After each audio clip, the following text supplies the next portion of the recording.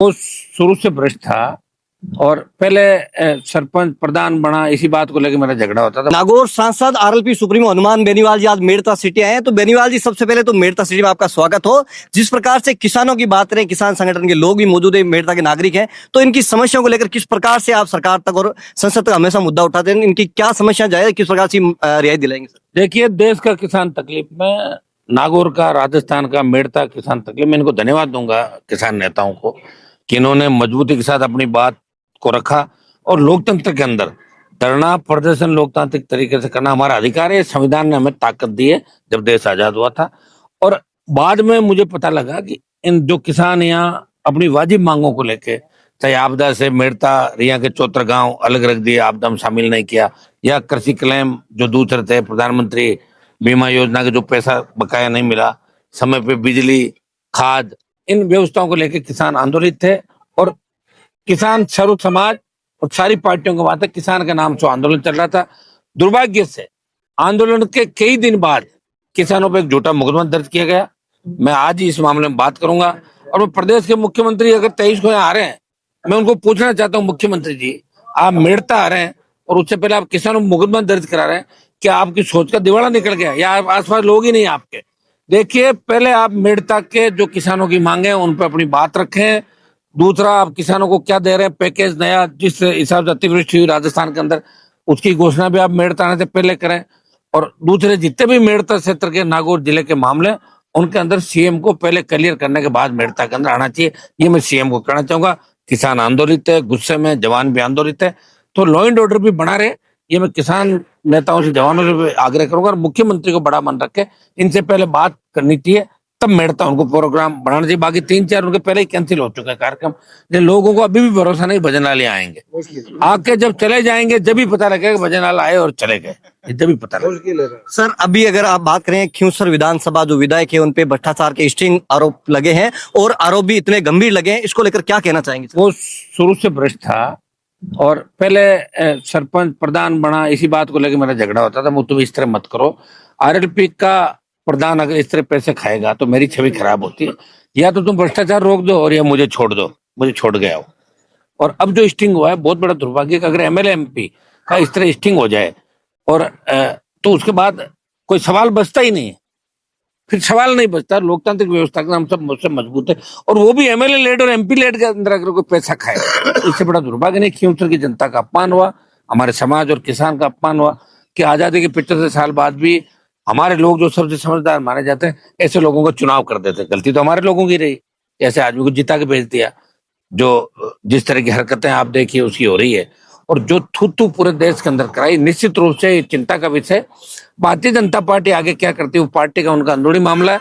लेकिन सदाचार कमेटी के अंदर 3 विधायक किए।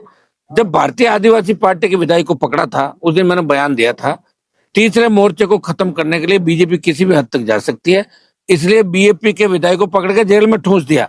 तो भाई 3 एमएलए पकड़ के अलग अलग दलों के, अब आप क्या कर रहे हो? ये राजस्थान की जनता सवाल पूछ रही है कि भजनलाल जी, अब आप क्या कर रहे हो? आदिवासी पार्टी के विधायक को जेल में डाल दिया, क्या आप अपने विधायकों पर कार्रवाई करोगे क्या? तब दूध का दूध, पानी का पानी होगा। काम उनको करना है, मेरे तो पार्टी का है नहीं होता तो मैं निकाल देता कभी का। लेकिन ये भारतीय जनता पार्टी को सोचना है कि भजनलाल जी जब मेड़ता आए तो ये भ्रष्ट विधायक जिनके वीडियो वायरल हुए, उनके साथ घूमते दिखेंगे कि नहीं दिखेंगे, उनको क्लियर करना। मुझे थोड़ी करना। मेरा काम तो एक 28 के मिशन की मैं तैयारी कर रहा हूँ। नई सरकार राजस्थान में जवान किसान की बने, और जिस तरह के हालात स्टेट के अंदर बने, गैंगवार, नशा, किसानों की आत्महत्या, हम चाहते हैं कि देश के किसान का कर्जा माफ हो, प्रदेश किसान का कर्जा माफ हो। एमएसपी खरीद, मूंग या मूंगफली जो भी है उनके अंदर किया जाए। एमएसपी में खरीद गारंटी कानून 25 क्विंटल पहले था, वो लड़के हमने 40 क्विंटल कराया। लेकिन 40 क्विंटल छोड़ो, 20 क्विंटल नहीं खरीदा लोगों का, खरीद हुई नहीं बिल्कुल। पहले टोकन लेट कटे, फिर बंद हो गए, फिर कटे। तो किसान अपना मूंग और मूंगफली लेके घूमता रहा। कभी कह दिया दागदार है, कभी ये कह दिया। किसान के पास तो यही ताकत है, अब बताएं। और इस सरकार अपना आपको किसान हितैषी कह रही है, किसानों का कार्यक्रम सीएम में रख रहे हैं, तो कम से कम किसानों को कुछ भला करो। दूसरा, मुख्यमंत्री मेरा ये भी रहेगा कि मेड़ता रास और मेड़ता पुछ का जो रेल लाइन है, जिनको लेके यहाँ का डेलीगेशन रेल मंत्री से भी मिला था, और मैं बार बार प्रयास कर रहा हूँ। जो नागौर की जो रैली थी उसमें भी सरकार का कमिटमेंट था कि बाजार दर से किसानों की 25, 30, 35 लाख रुपए बाजार दर है, उस दर से रेलवे जमीन किसान चले, तब तो किसान तैयार है, और नहीं तो फिर वही स्थिति होगी जिस तरह एथेनॉल फैक्ट्री के अंदर सरकार भाग गई थी, वो मेड़ता से भी सरकार भागती हुई नजर आएगी। एक बार से और पूछना चाहूंगा नेताजी, जिस प्रकार से विधानसभा कमेटी के सामने एमएलए पेश हुए और दूध का दूध और पानी का पानी होता है, निश्चित रूप से दूध का दूध, पानी का पानी राजस्थान की जनता कर देगी, कीमत की जनता कर देगी अगर सरकार नहीं करेगी। अरावली पे लेकर क्या कहना चाहेंगे सर? अरावली खत्म करने जा रही है। अरावली को लेकर सरकार ने जिस तरह खनिज माफिया और बड़े खनिज माफिया को दबाव के अंदर सुप्रीम कोर्ट के अंदर ये अल्पनामा दिया कि 100 मीटर ऊंचाई से नीची पहाड़ियां माइनिंग के लिए दे दी जाए, और सुप्रीम कोर्ट ने शेर स्वीकार कर लिया।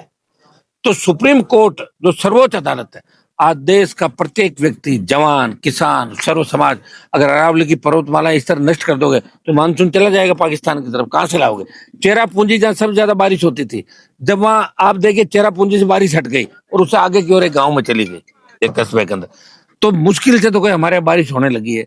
सरकार का दिमाग खराब हो गया, और ये आंदोलन बड़ा होगा, और राष्ट्रीय लोकतांत्रिक पार्टी अरावली को बचाने के लिए किसी भी हद तक जा सकती है, सड़क से लेके सदन तक। आप चिंता नहीं करें, अरावली को कुछ भी नहीं होने देंगे, इतना विश्वास मैं आपको दिला रहा हूं। जी राम जी, देखिए, जो उसका नाम बदला है, उसका आपने सदन के अंदर हमारा स्पीच सुना होगा, तो हम ये कह रहे हैं कि न्यूनतम मजदूरी 500 रुपए हो, नरेगा का काम जो आप सोचे 125 दिन किया है, और 60 दिन आप रोक रहे हो क्रॉप कटिंग के टाइम, या जब किसान खेतों के अंदर बीती हो, तो मैं चाहता हूँ 200 दिन करें, और ये कारण आप इसको दूसरे तरीके से लेके आप मुझे खत्म करने का प्रयास करें। और स्टेट को जो 90% मिलता था दिल्ली से, अब आप 10% देके, तो फिर कोई भी स्टेट 40% 90-10 का रेशियो था, अब आप करो 40 स्टेट का 60 हमारा, तो भाई 40 में कोई नरेगा नहीं लाएगा, क्योंकि आगे केंद्र का दुनिया भर का भुगतान बाकी राज्यों का।